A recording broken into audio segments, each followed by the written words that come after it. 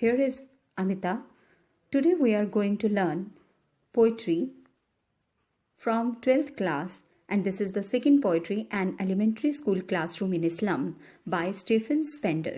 सबसे पहले जान लेना जरूरी है कि स्टीफन स्पेंडर कौन थे।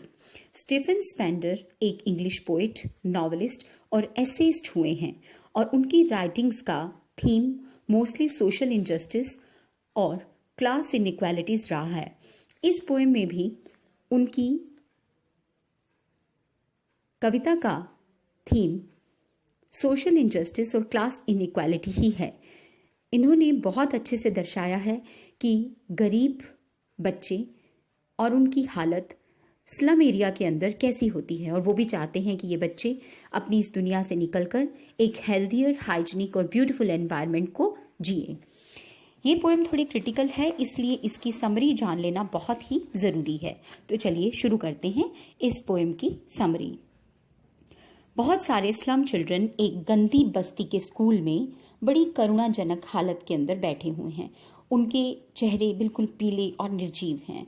उनके बेतरतीब बाल उखड़े हुए और उनके फेस के ऊपर इस तरह से बिखरे हुए हैं जैसे कि जंगली पौधे, खरपतवार पैदा हो जाते हैं। बहुत ही उदास हैं, अपने सिर को नीचे लटकाए हुए हैं और ये उदासी उनकी गरीबी की वजह से है। उनका विकास जैसे रुक सा गया है। माता पिता की बीमारियों को उन्होंने ऐसे लगता है जैसे धरोहर के रूप में अपना लिया है।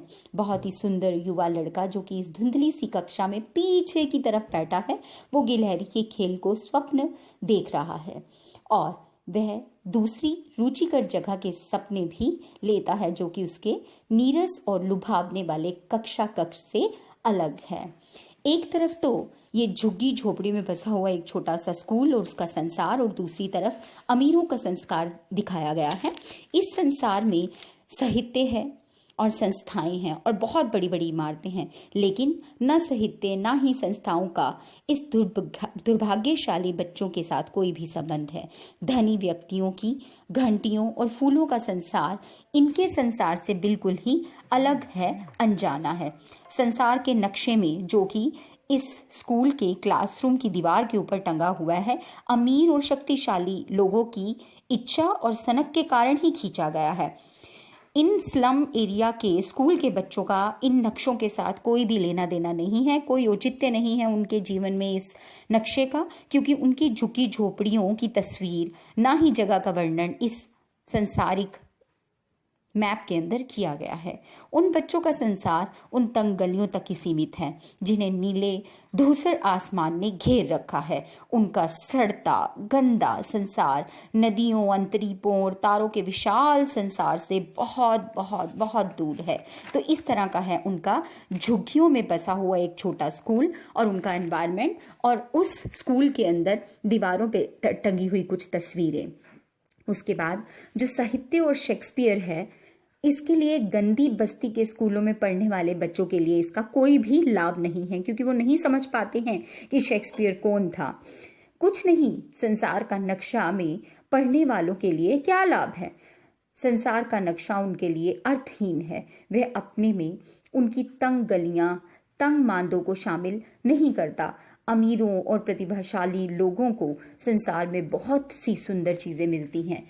वहाँ जहाज हैं, सूर्य है, प्रेम है, बट इन अभागे बच्चों को ये सारी चीजें तस्वीरों में केवल प्रलोभित ही करती है।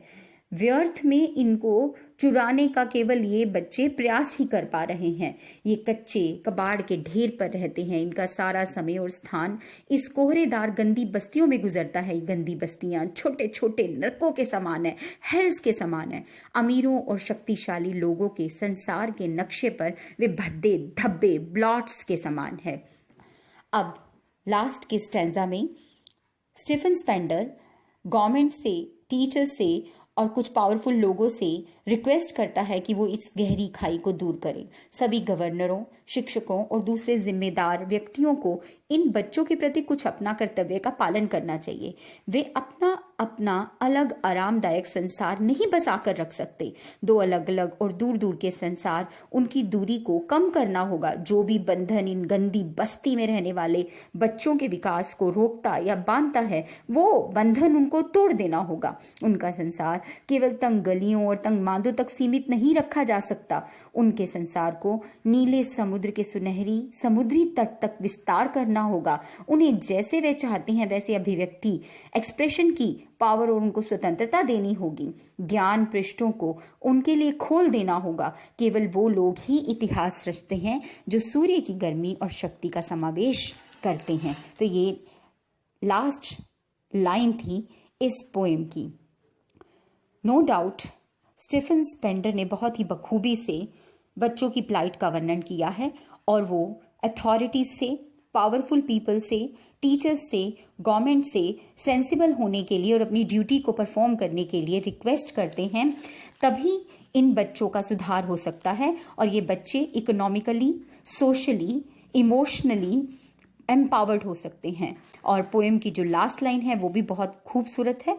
The poem ends with a powerful line, those who make history are the ones who shine like the sun.